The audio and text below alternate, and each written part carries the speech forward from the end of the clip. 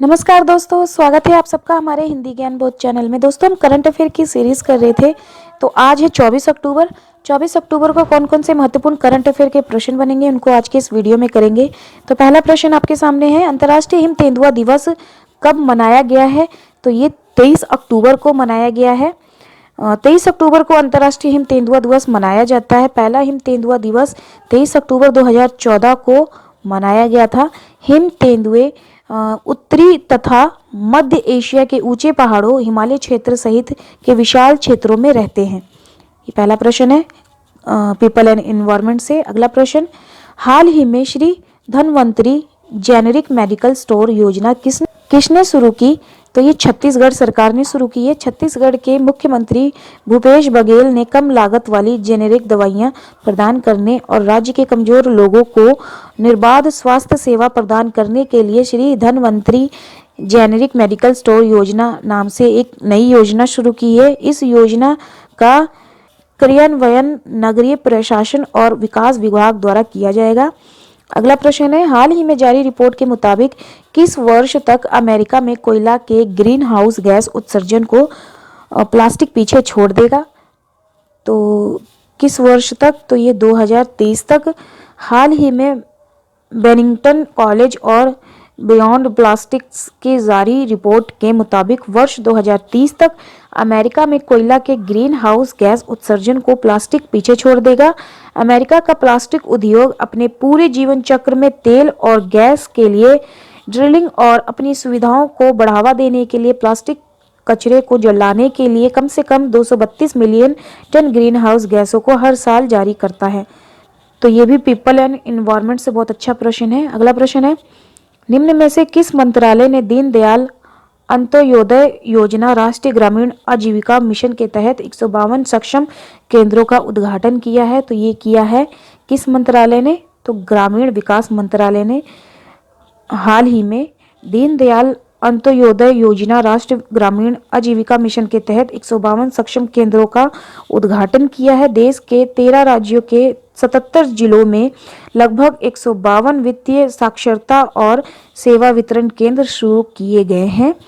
अगला प्रश्न है, इनमें से किस आयोग ने हाल ही में इनोवेशन फॉर यू नाम की एक नई डीजी बुक लॉन्च की है? तो ये भी देखिए जो यूनिट 8 है उसमें से बहुत अच्छा प्रश्न है। तो नीति आयोग ने ये लॉन्च किया है। तो नीति आयोग ने अटल इनोवेशन मिशन ने हाल ही में इनोवेशन फॉर यू नाम की एक नई डीजी बुक लॉन्च की है। यह इस डीजी बुक का पहला संस्करण स्वास्थ्य देखभाल में नवाचारों पर केंद्रित है। यह DG book 45 health take setup का संकलन है। तो ये भी बहुत अच्छा प्रश्न है, ध्यान रखिएगा। 24 अक्टूबर को विश्व भर में कौन सा दिवस मनाया जाता है? तो विश्व विकास सूचना दिवस और विश्व पोलियो दिवस, ये दोनों ही मनाया जाता है। विकल्प सी सही होगा। तो यहाँ 24 अक्टूबर को विश्व भर में विश्व विकास सूचना दिवस और विश्व पोलियो दिवस मनाया जाता है। विश्व विकास सूचना दिवस का उद्देश्य विकास की समस्याओं के लिए विश्व जनमत का ध्यान आकर्षित करना है, साथ ही और समग्र विकास और विकास के लिए उन्हें हल करने के लिए अंतर्राष्ट्रीय सहयोग को मजबूत भी बनाना है। अगला प्रश्न है, मोबाइल रिचार्ज करने के लिए यूपीआई से पेमेंट करने पर कौन सी कंपनी प्रोसेसिंग फीस लेगी अब? तो वो है फोन पे। वॉलमार्ट की डिजिटल भुगतान कंपनी फोन पे ने यूपीआई के जरिए 50 से अधिक मूल्य के मोबाइल रिचार्ज करने पर 1 से 2 रुपये का प्रोसेसिंग शुल्क लेना शुरू किया है।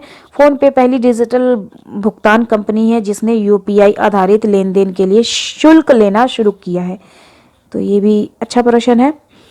अगला प्रश्न है, हाल ही में किस सरकारी विभाग ने एससी, एसटी, ईडब्ल्यूएस, पीडब्ल्यूबीडी श्रेणियों के अभ्यर्थियों के लिए हेल्पलाइन सेवा शुरू की है? तो ये यूपीएससी ने की है। यूपीएससी की फुल फॉर्म है संघ लोक सेवा आयोग ने हाल ही में एससी, एसटी, ईडब्ल्यूएस, पीडब्ल्यूबीडी श्रेणियों के अभ्यर्थियों के लिए हेल्पलाइन नंबर, जो टोल फ्री नंबर है 1800118711 सेवा शुरू की है।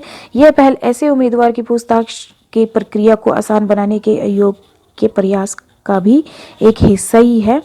तो चलिए अगला प्रश्न है, हाल ही में कौन सा देश लगातार तीसरे साल भी फाइनेंशियल टास्क फोर्स की ये लिस्ट से बाहर नहीं आ सका है? तो ये है पाकिस्तान। अगला प्रश्न है, किस कंपनी ने इंडिया ग्रीन एनर्जी अवार्ड जीता है? तो ये टीवीएस मोटर ने जीता है। तो ये थे करंट अफेयर से 10 प्रश्न। उम्मीद करती हूँ पसंद आया होगा। वीडियो को लाइक कर दीजिएगा। वीडियो को लेके फीडबैक क्या है आपकी, मुझे कमेंट सेक्शन में कमेंट करके जरूर दीजिएगा। तो चलिए फिर मिलते हैं एक नए वीडियो में एक नए टॉपिक के साथ। धन्यवाद।